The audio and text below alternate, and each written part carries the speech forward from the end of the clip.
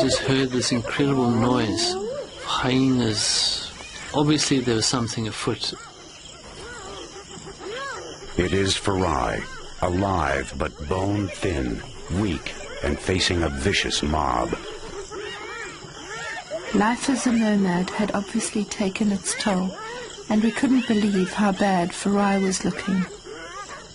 It was just incredible to see a lion in such poor condition. I mean, all signs of his mane had disappeared, and he was just an extremely thin and desperate lion.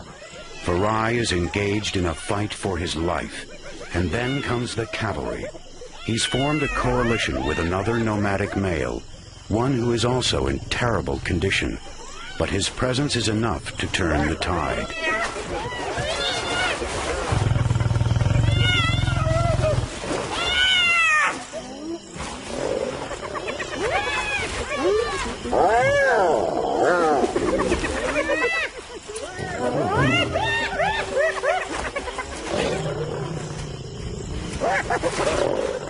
After a brief but desperate battle, the lions drive off the hyenas, and then exact a grisly revenge.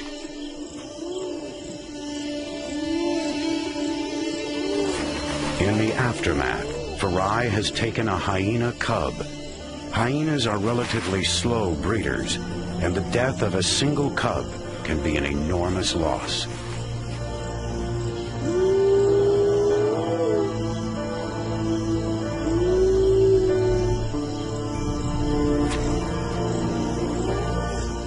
Farai seems almost too weak and exhausted to eat the cub. It's most unusual for a lion to eat a hyena, but Farai was obviously really desperate and starving. Still, the Richardsons hold out some hope for the young lion. Given the fact that he'd survived through most of the dry season, and he had formed a coalition with another male, he'd obviously hung in this long. And we just hoped that he'd manage to hang in a bit longer.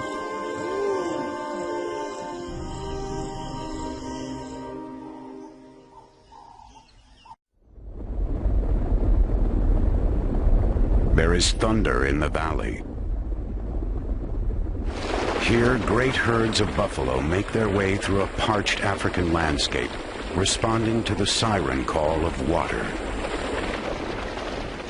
Sweet and clear, a spring rises out of an otherwise dry riverbed, a rare oasis.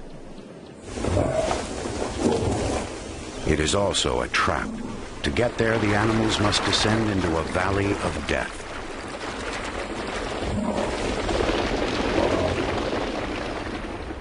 Filmmakers Lynn and Phil Richardson have come to this unique place in the hopes of capturing the secret life of the magnificent predators who prey upon these herds.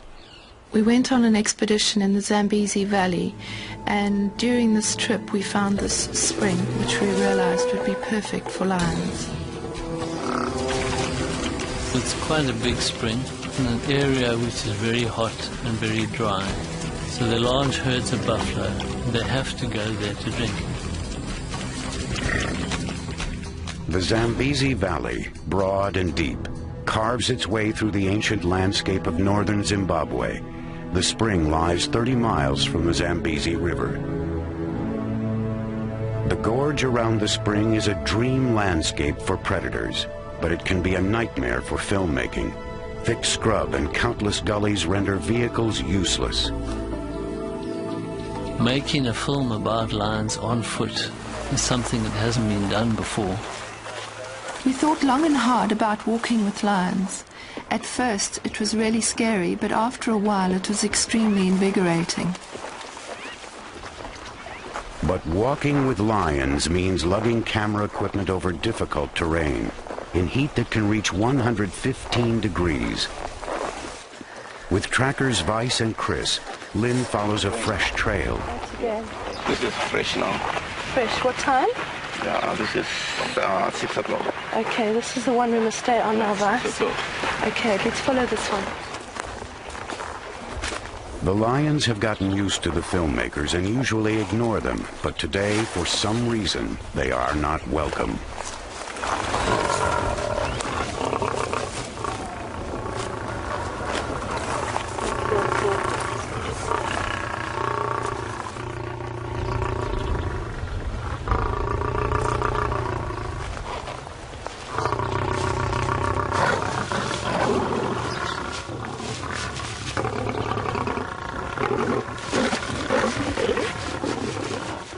When a lion charges you, it's the most terrifying feeling, as if your heart has dropped out of your body.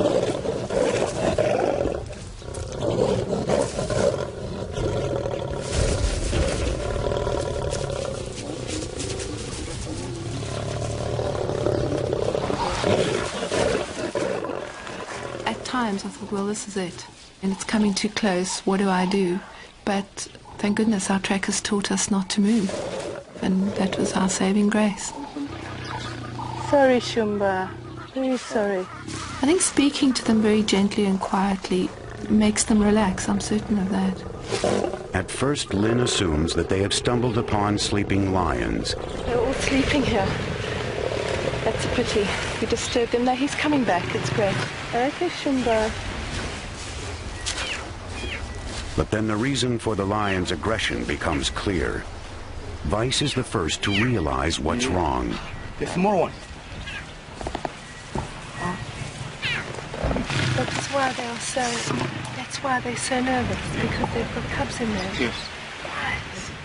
It's their first glimpse of a cub they'll call Shumba, a cub who will become an important part of their lives over the next 4 years.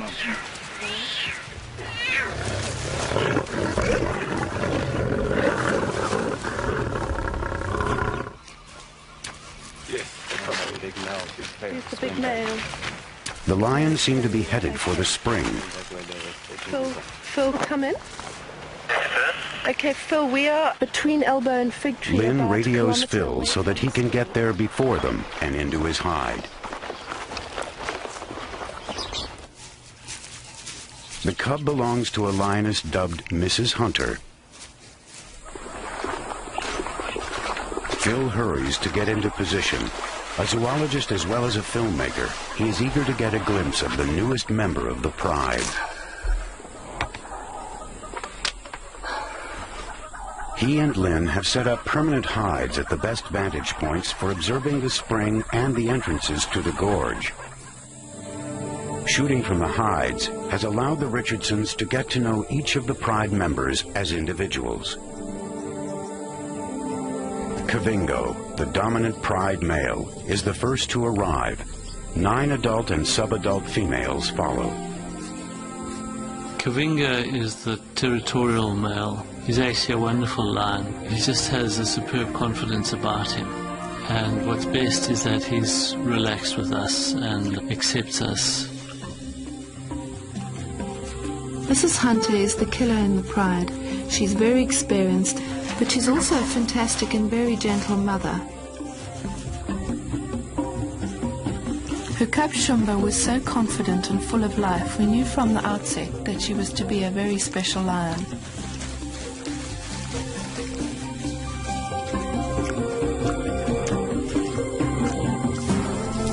And then there's Farai, Shumba's 6-month-old cousin and the comedian of the pride. Farai is a lion cub without a care in the world. He thinks this whole place is just made for him, and all the lions are his playmates. He's just an indomitable little fella. Another lioness calls for her own cubs, just 2 weeks older than Shumba. Lionesses in a pride tend to synchronize their breeding and share child-rearing duties, even suckling each other's babies. But there's no time to tarry at the spring. It's been 3 days since the lions have eaten, and if the lionesses are to continue to produce milk, they must hunt. It's time to stash the cubs, and the lionesses have already picked out a perfect shelter, a tiny cave not far from the spring. While the cubs settle into their snug hideaway, the hungry adults head out. Farai, too young to hunt and too old to huddle in the cave, looks bereft at being left behind. At the height of the dry season, several herds of buffalo come to drink at the spring every day. The buffalo must be aware that lions haunt this place, but thirst leaves them no choice. The lions take up ambush positions at the entrances to the spring.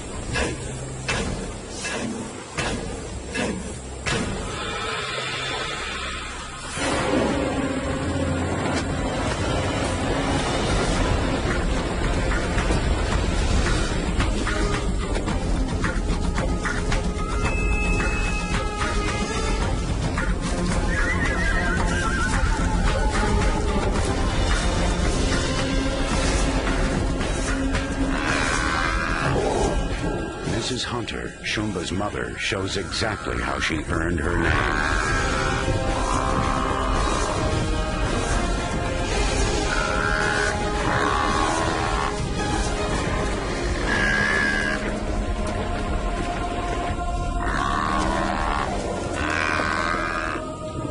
Deftly, she hangs on to the thrashing one-ton animal, keeping out of reach of sharp hooves and horns. Finally, the rest of the pride arrives. It will take the combined weight and strength of all the lions to finish the buffalo off.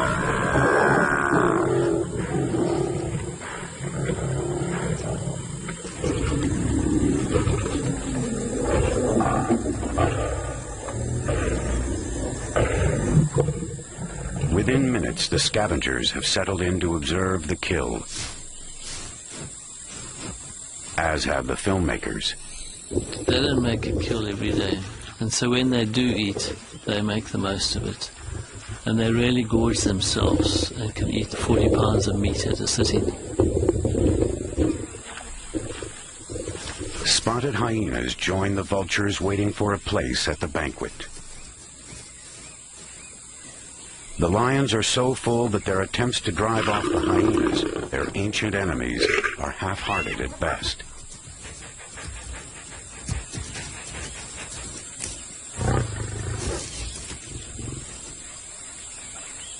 Now it's time for a good lie-down, something lions excel at. They'll spend up to 20 hours a day resting, conserving their energy.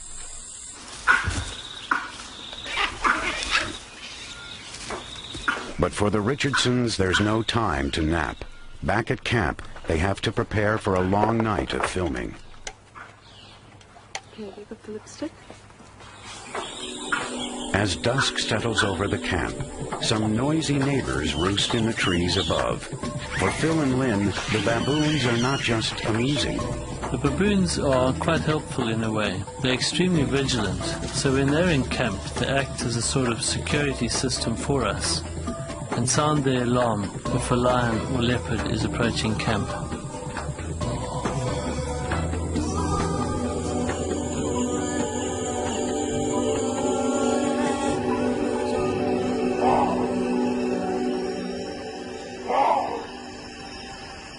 At nightfall, Phil and Lynn head for their hides. It took us a while to get used to walking in the bush at night. It's pitch black, full of sounds of animals, and you never know what is around you. Near the hide, Phil directs infrared lights toward the spring. We can't use regular lights or the lions will leave, so we use infrared light, which the lions can't see, but neither can we.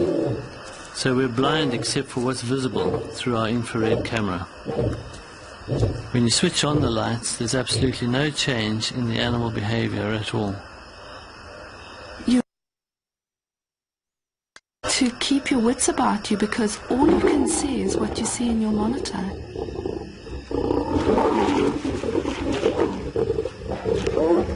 Tonight, the pride is feeding on yet another buffalo carcass.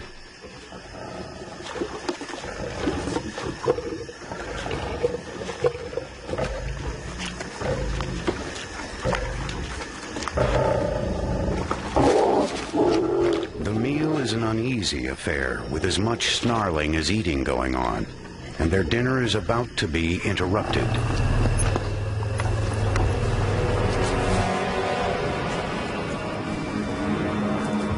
elephants prefer to visit the spring by night, but they do not appreciate the company of lions.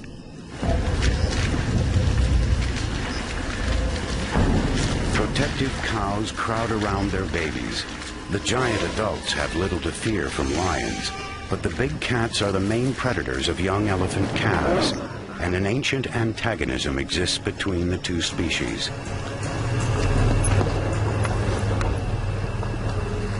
A psychological duel ensues. The elephants seem infuriated by the proximity of the lions.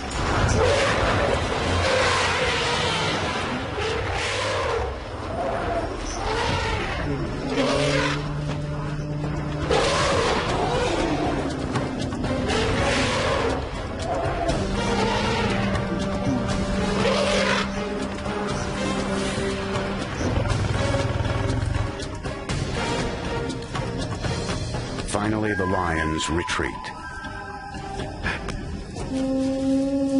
The elephants appear to treat the buffalo carcass with a mixture of curiosity and fear.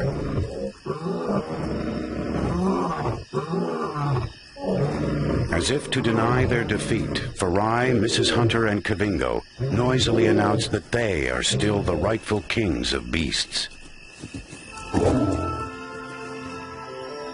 The adults in the pride are extremely tolerant of Farai. They put up with his antics with little more than a snarl or two.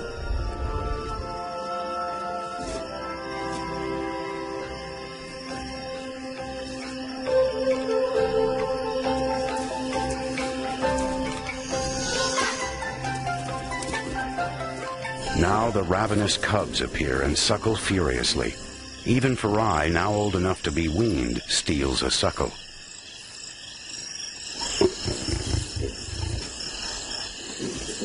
Eventually, the females decide that enough is enough.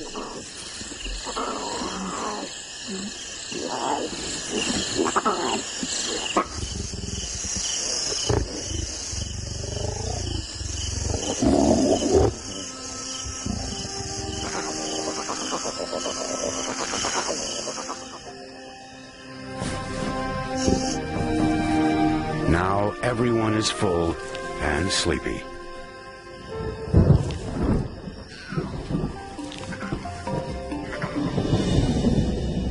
But the rumble of thunder interrupts the lion's reverie. This calm, balmy night is about to take a violent turn. Humidity blown in from the north heralds the end of the long, hot, dry season.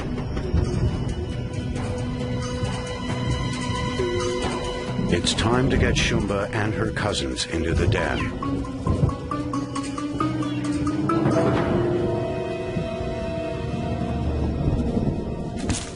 The filmmakers, too, head for cover, hoping that they won't blunder into elephants or lions in the rumbling darkness.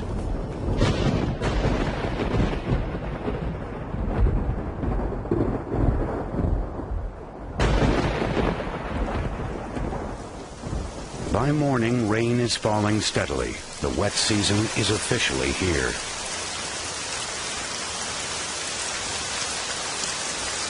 This is good news for the wild things in the area, but not for the film crew.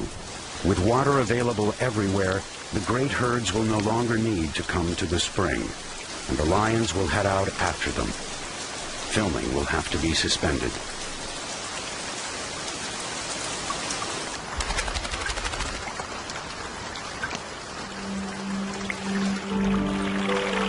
When the rains come at the end of the dry season, the place transforms immediately. One day you'll have hundreds of animals coming to the spring, and the next it'll be totally deserted. We just didn't realize for how long it would be deserted. When the weather came and we experienced the worst floods in living memory, our project was failing, and we had to face that, and there was nothing we could do.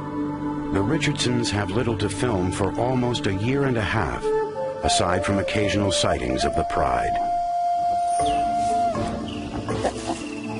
Having hung in, we managed to see the pride from time to time. We caught glimpses of Farai and Shumba, and they all seemed to be flourishing.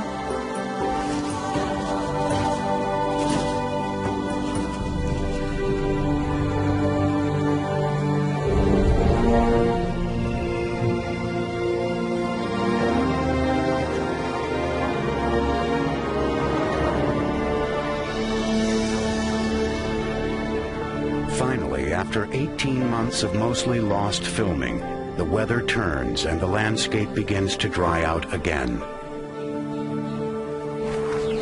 Anxiously, Phil and Lynn await the return of the Pride. Then one day they spot a familiar figure at the bottom of the gorge. It is Mrs. Hunter on a buffalo kill. After so much time, the filmmakers have no idea if the lions will remember them, or if they'll be starting from scratch. We were very pleasantly surprised. She was actually amazingly tolerant, given the fact that we hadn't been this close to her for over 18 months. It was just so good to see the lions back again and to be on foot with them again. That feeling of being alive reawakened in us. To feel so at one with the lions and with what you're trying to achieve, it was really fantastic.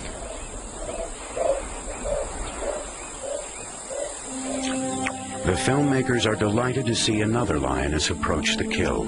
It's Shumba, now fully grown. But the lions have already gorged and abandoned the carcass after a few more mouthfuls. Instantly, the vultures seize the opening.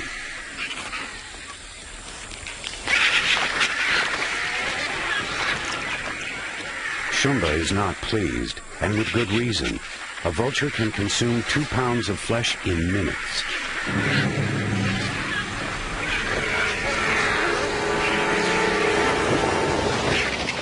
She rushes the scavengers, only to be frightened off by the flap of wings. Kavingo, the male, is beginning to show his age.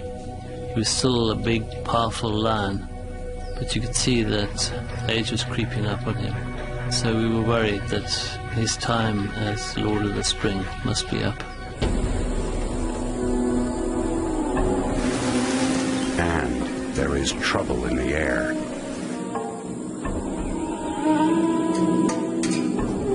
For weeks, Kavingo has smelled the telltale signs of 2 young males wandering through his territory. They are after his lionesses.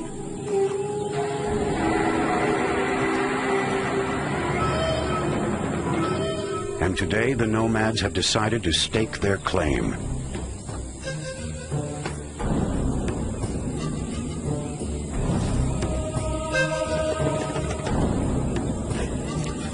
The young males are in their prime. Shumba and Farai, sensing trouble, head for cover. Kavingo has a choice to make: stand his ground or leave. The new males insolently scent mark over Kavingo's marks, and the older lionesses seem intrigued.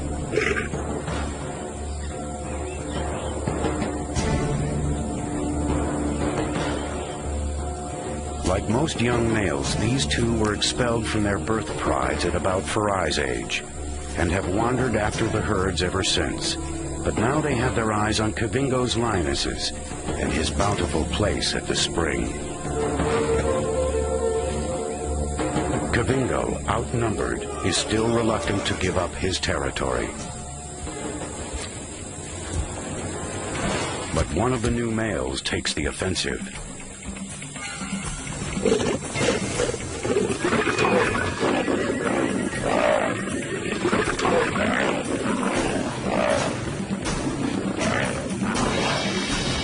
The battle is brief but decisive. The lionesses look on as Kavingo departs. Bereft of his females and his prime real estate, the old male heads into the wilderness. The victor watches him go. We knew Kavingo couldn't last forever, but it was actually a very sad time for us. We knew him so well and we liked him.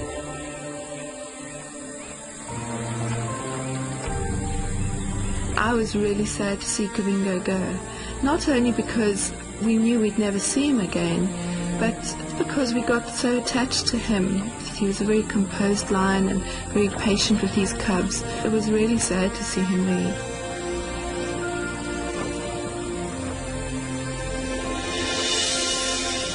The arrival of the two new males seems to have unnerved the pride. Young Shumba and Farai take to the trees in terror. Farai's approaching the age when young males are driven from the pride. With tolerant Kavingo gone, his situation is precarious.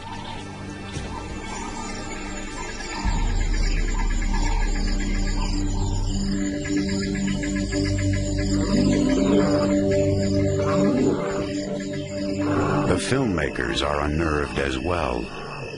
These lions came from nowhere. We'd never seen them before. They'd probably not laid their eyes on humans before. They kept running away when we went close to them.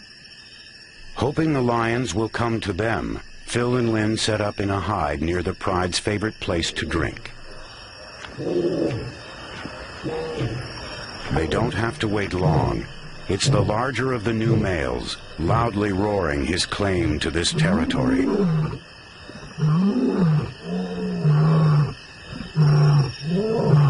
We had often videoed Kavingo at night, but now we had no idea how the two new males would react to us.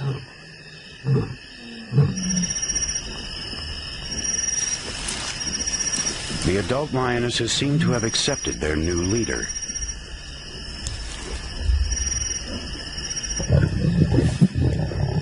But the male has not accepted the presence of humans.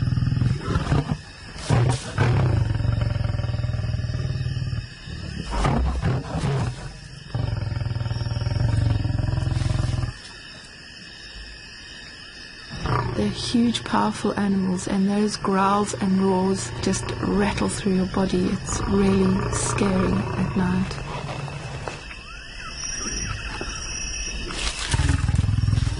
At night, they are just so completely in their own element, and you're so completely out of your element, and their respect for you diminishes to a very thin line. When the lions disappear from the monitor, Phil scans the landscape, worried the cats might be stalking them from behind. He resorts to a searchlight. To his relief, he sees the lions heading off into the night.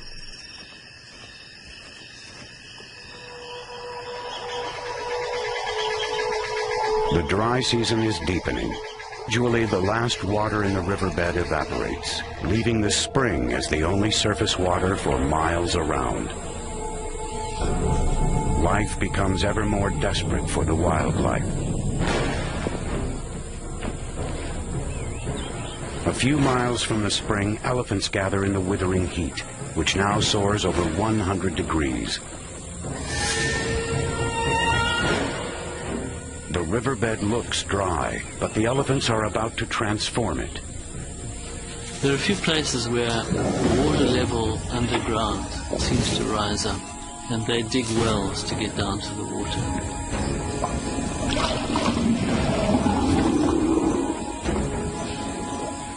It is a great opportunity for the filmmakers, and a great risk. It's a lot more dangerous than working with lions on foot, because the mothers are so protective over their babies. Using their enormous bulk and strength, the elephants dig down to the water level to create mud wallows. The mud cools them and protects their hides from parasites. For the youngsters, wallowing is just plain fun. Baboons are happy to help themselves to the fruits of the elephants' labors. It's dangerous for baboon babies to wander. New males in the troop might kill them. Fortunately, these babies come equipped with restraining devices.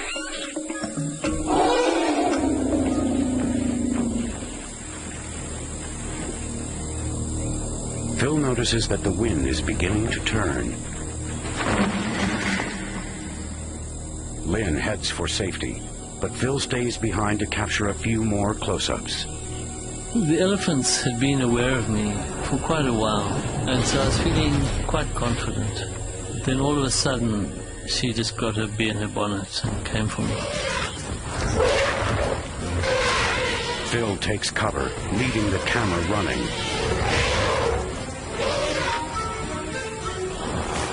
It was a pretty full-on charge because she stopped only 4 feet from the camera.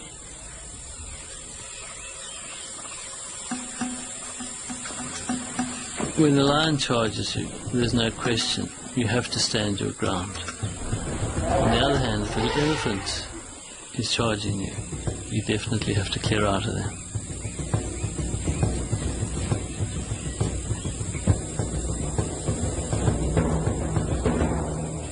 After the elephants depart, the pride makes its way to the dry riverbed to rest. The new males and the older lionesses have accepted each other, for the most part. But Farai, Shumba, and the other youngsters are still keeping their distance. Their lives may yet be in danger from the new males.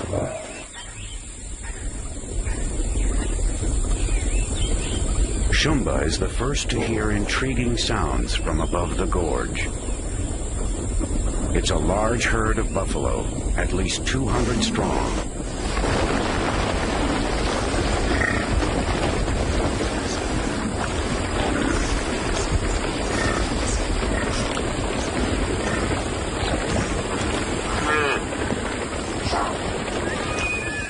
The sheer size and numbers of the herd take the young lions by surprise.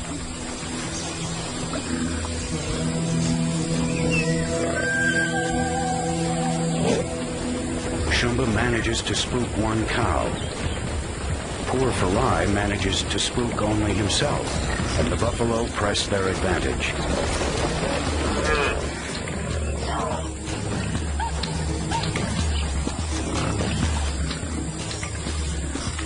Buffalo are strange. Sometimes they run, sometimes they charge. The buffalo probably saw these lions were particularly lacking in confidence and took the opportunity to chase them around. Probably made the buffalo feel good.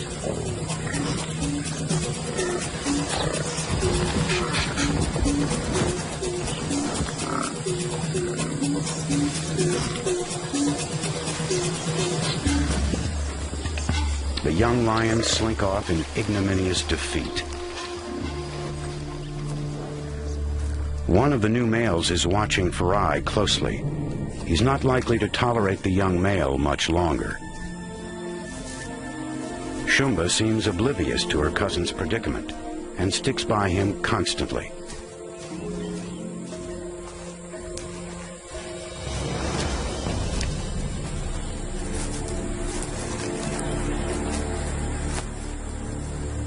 Sensing the new male's growing aggression, Farai heads off to take up the life of a nomad. We'd really grown to like him a lot, and it was sad to see him being eased out by these two big guys, because we knew that what lay ahead of him was a pretty tough time.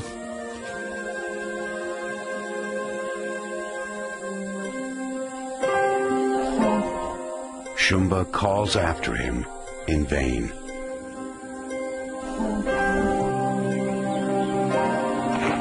It is now the peak of another dry season.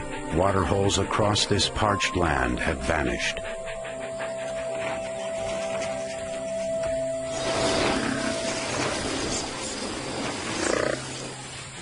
Some grazers are starving, and some have not made it.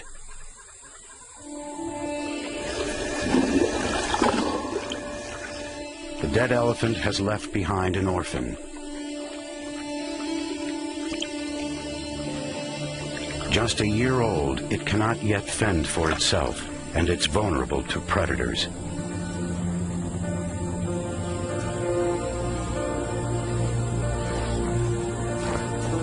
If it is not adopted, it has no chance.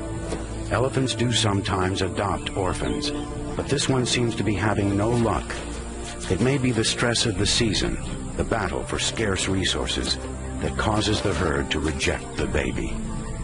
Filming that little baby being rejected was so hard. I just thought, this is tough. Nature is so cruel at times. But it was really very sad to see that female push it away, and then it just went off on its own because it kind of got the message. And that was even harder because there was this tiny little thing that wasn't going to have much of a chance out on its own.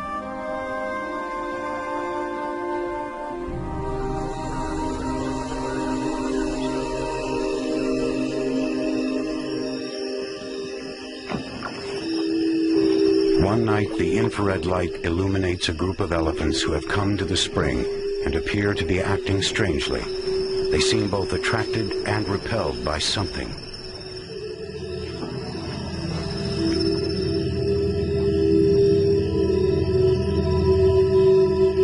After searching through their monitors, the Richardsons discover the cause.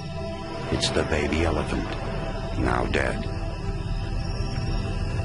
After having followed the baby Ellie for days and nights, we were amazed to see the other elephants pay their respects. It was very touching. It's difficult to know why they do it. Maybe it's just curiosity. Maybe there is some sort of feeling of loss within the elephants that they feel one of their number has gone.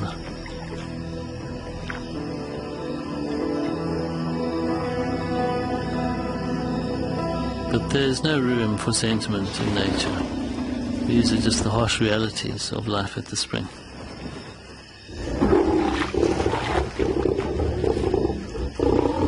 Before long, the lion pride has descended on the remains of the baby elephant. The size of the carcass brings together the entire pride for the first time since the arrival of the new males. The meal becomes a snarling, snappish affair.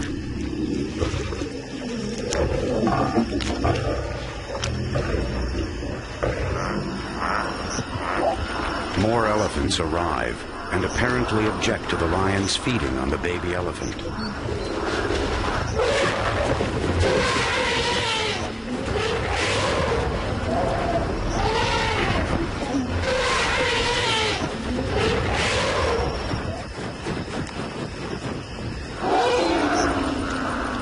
In the end, it's a standoff.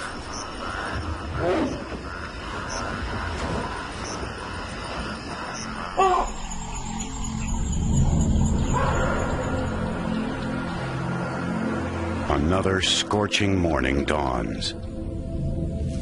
The baboon sentries take up their lookout posts in the trees as hundreds of impala descend into the gorge.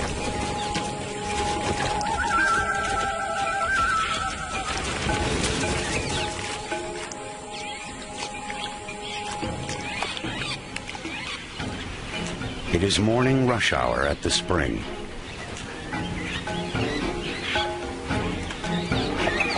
In anticipation of a hunt, Lynn has taken up a position in a hide. Trackers Vice and Chris scan the scene from a tree above the gorge, keeping Lynn informed as to where the pride is heading. They're on the move. Lynn is anxious to see if Shumba has gained confidence after her brush with the buffalo.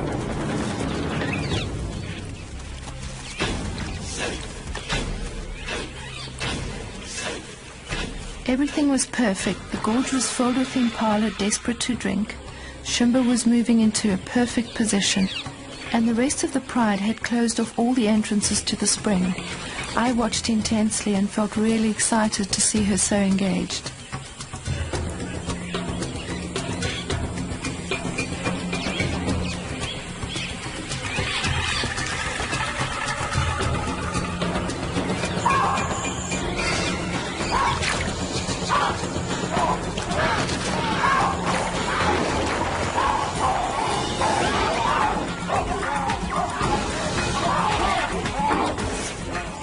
Inexperience, Shumba seems unable to decide which antelope to charge and lopes after them indiscriminately.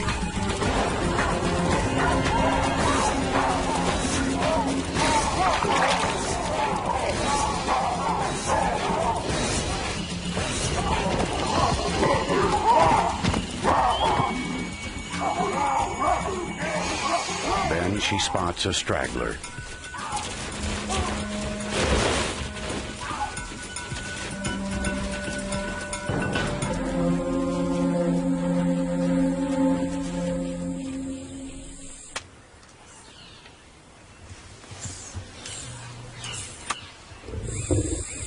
I lost her in the vegetation, but we quickly moved to find she had made a kill. Shumba has finally come of age as a hunter.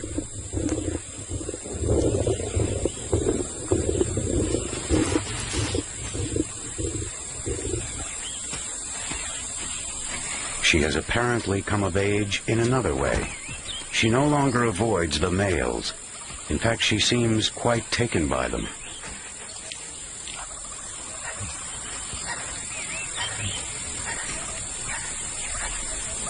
Both males have noticed her condition, but 2 males and 1 female in heat can be a powder keg.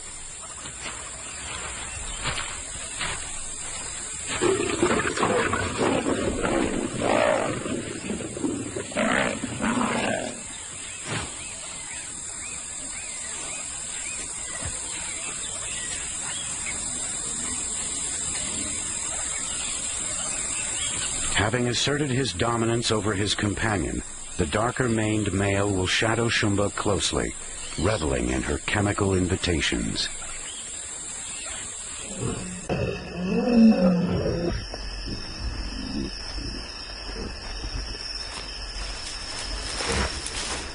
By nightfall, Shumba is in an amorous mood, and so is the dark-maned male.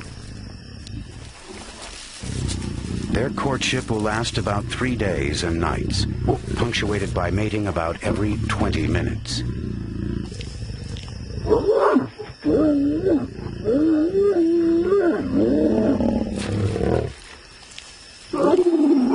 Afterward, the 2 roar in chorus. The other male responds, and his roars will not go unanswered.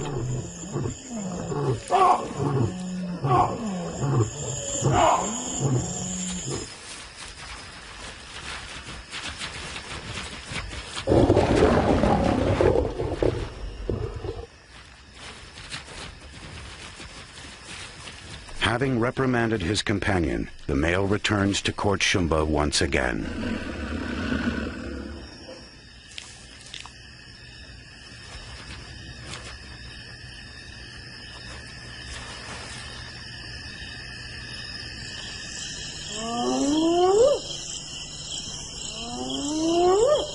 A few nights later, strange wails and laughter pierce the gathering dusk. I just heard this incredible noise. Hyenas. Obviously there was something afoot. It is Farai, alive but bone-thin, weak, and facing a vicious mob. Life as a nomad had obviously taken its toll, and we couldn't believe how bad Farai was looking. It was just incredible to see a lion in such poor condition. I mean, all signs of his mane had disappeared, and he was just an extremely thin and desperate lion. Farai is engaged in a fight for his life, and then comes the cavalry. He's formed a coalition with another nomadic male, one who is also in terrible condition, but his presence is enough to turn the tide.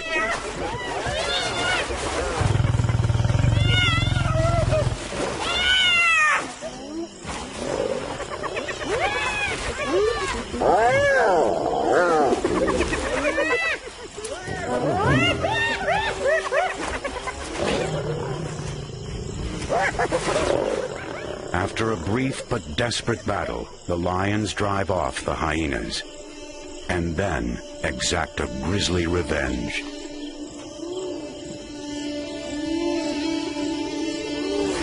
In the aftermath, Farai has taken a hyena cub. Hyenas are relatively slow breeders, and the death of a single cub can be an enormous loss.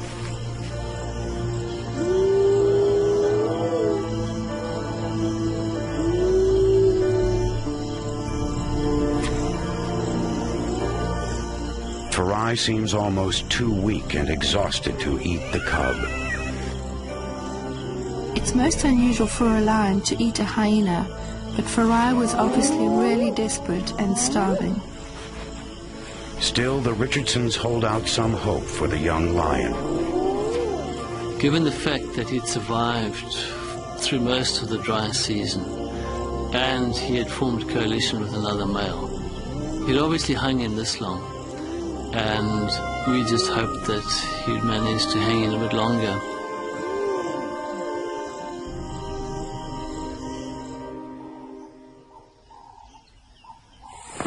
The next morning, Phil and trackers Chris Cross and Mike head out in the already soaring temperatures, strategizing where best to capture a hunt on film. If we go down too bad, we've got to go down to the water. Some of the pride watches them pass by.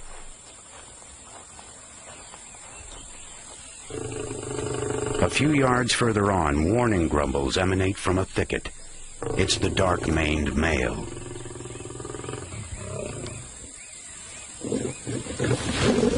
He is still not fully habituated to the filmmakers.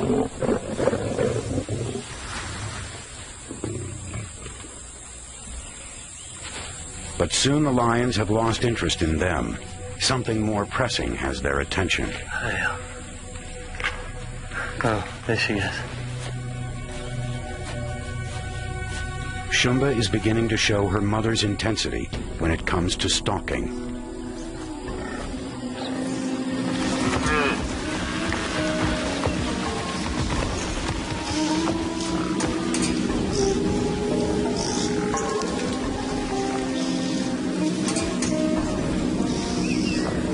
At the lip of the gorge, the nervous buffalo paws, perhaps sensing a trap. But thirst overcomes caution, and the buffalo take the plunge.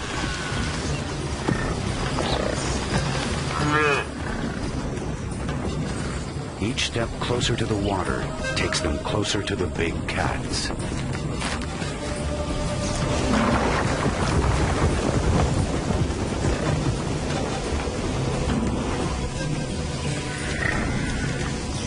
I ended up being in a perfect position. The buff stopped to drink right in front of me. Shumba was making her approach from where I could see her, and the atmosphere was really tense and quite scary.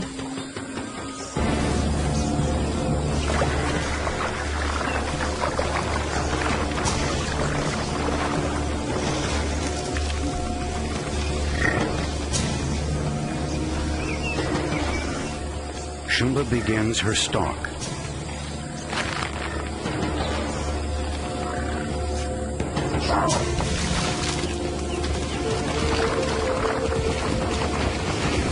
The buffalo smell the lioness and spook, but after stampeding down the gorge a bit, they halt, unsure of where the danger lies.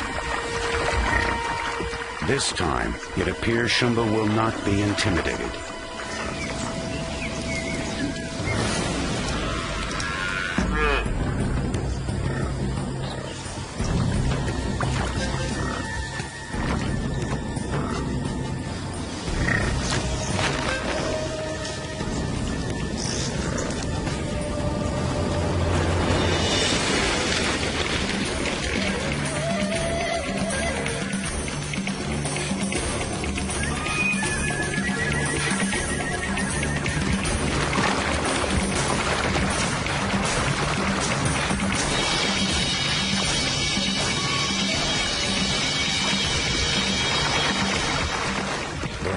Thunders away from the young lioness.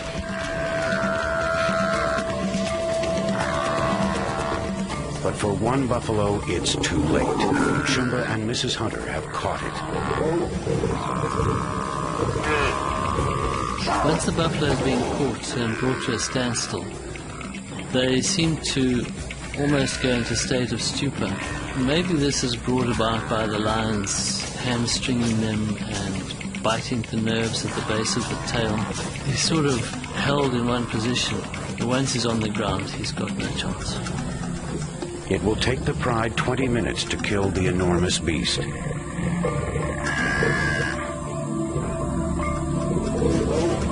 Shumba has truly proved to be Mrs. Hunter's daughter, fearless at the kill.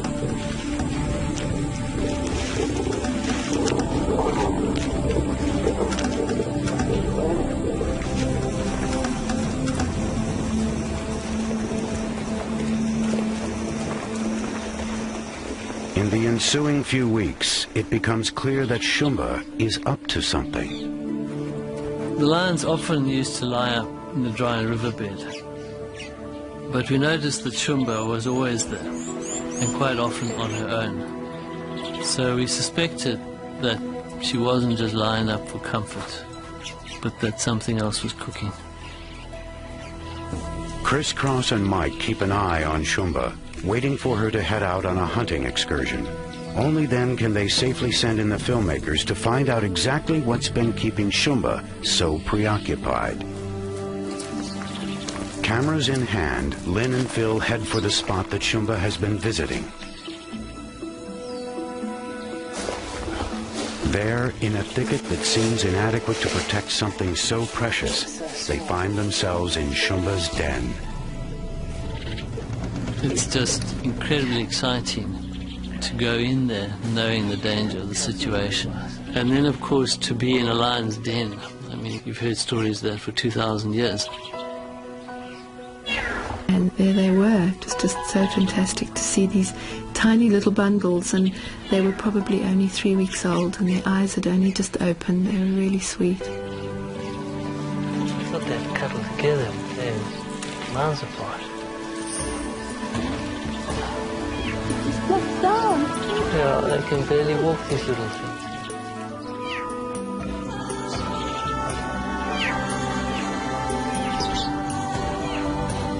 Chris, confirm he's still with the lioness, over. Phil radios the trackers to find that time is short. Shumba is heading back to her den.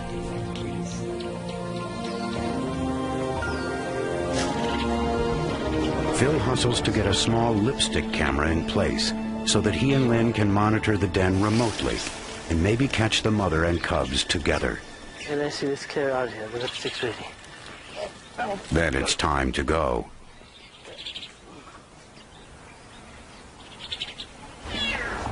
"50 yards downwind from the den, Phil keeps an eye on the cubs, awaiting Shumba's arrival.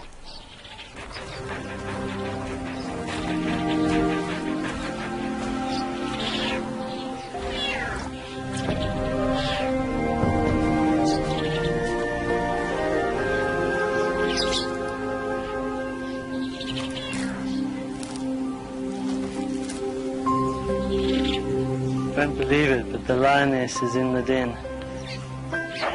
She seemed so proud when she came back, and we watched her through the remote camera for quite a few weeks, and she was fantastic with the cubs. She was so gentle, and we thought she was to be a good mom.